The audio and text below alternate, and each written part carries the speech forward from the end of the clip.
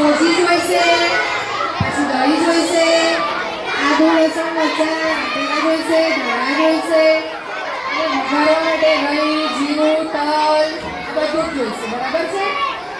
એટલે આપણે 15-20 મિનિટ પહેલા એને પલાળી દીધું છે. હવે એને આપણે થવા માટે મૂકી દીધું છે ગેસ પર. એને 15 થી 20 મિનિટ રાખશું.